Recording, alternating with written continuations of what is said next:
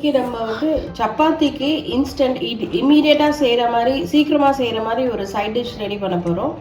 இது வந்து எக் பொரியல் நார்மலாக பண்ணுவோம், பட் இந்த மாதிரி பண்ணால் ரொம்பவே நல்லாயிருக்கும் சப்பாத்திக்கு. ஸோ அதை எப்படி பண்ணுறதுன்னு இந்த வீடியோவில் பார்ப்போம்.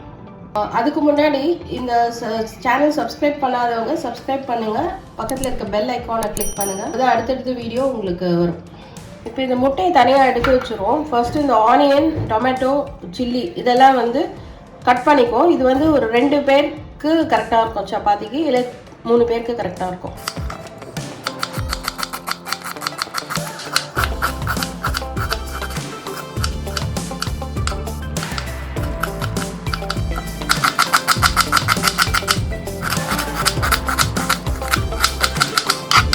இந்த பச்சை மிளகாய் மட்டும் சின்னதாக வேண்டாம், இல்லை ரொம்ப பொடியாக கட் பண்ணிக்கலாம், இல்லை இப்படி போட்டுடலாம். ஸோ தட் நம்ம சாப்பிடும்போது இதை எடுத்துட்டு சாப்பிடலாம்.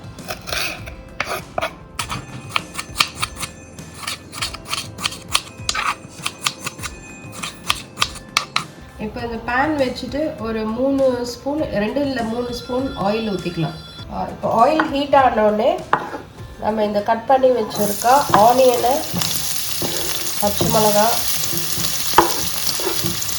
இது எல்லாமே போடலாம். போட்டுட்டு நல்லா சாட் பண்ணணும்.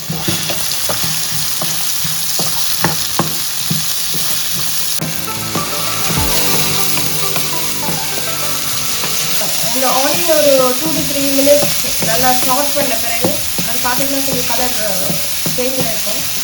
ஸோ இப்போ வந்து கட் பண்ண டொமேட்டோஸ், கறி லீவ்ஸ், டொமேட்டோஸ் இதை போட்டு சாட் பண்ணணும்.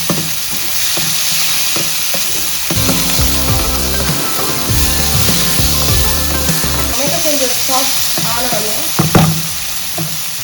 அதில் தேவையான அளவு ஒரு 1/2 டீஸ்பூன் சில்லி பவுடர் போடும், அண்ட் 1/4 டீஸ்பூன் டர்மரிக் பவுடர், தேவையான அளவு உப்பு.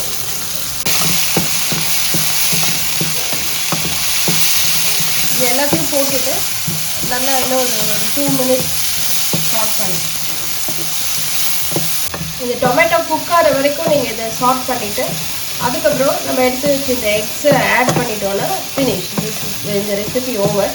இது ரொம்ப ஃபாஸ்ட்டாக செய்யலாம். ஸோ இமீடியட்டாக சப்பாத்திக்கு எதாவது பண்ணோன்னா இது ரொம்ப ஈஸியாக இருக்கும் உங்களுக்கு. இப்போ இதில் எக் ஆட் பண்ணுறோம்.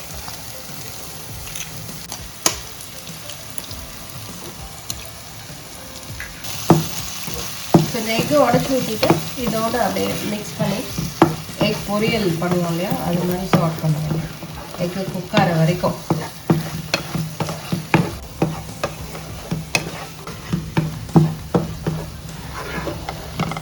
இப்போ இது குக் ஆகிடுச்சு. இப்போ இது நம்ம ஸ்பைஸ் இன்னும் கொஞ்சம் ஸ்பைஸியாக வேணும்னா ஒரு 1/2 டீஸ்பூன் சில்லி ஃப்ளேக்ஸ் ஆட் பண்ணிக்கலாம்.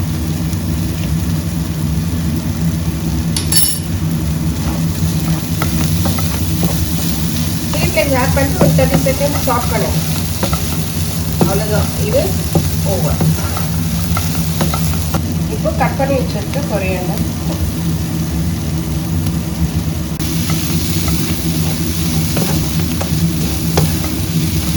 நான் இது நம்ம செஞ்சு முடிச்சிட்டோம் பாருங்கள். ஜஸ்ட் ஒரு 5 to 10 மினிட்ஸ்க்குள்ளே நம்ம அதை முடிச்சிட்டோம்.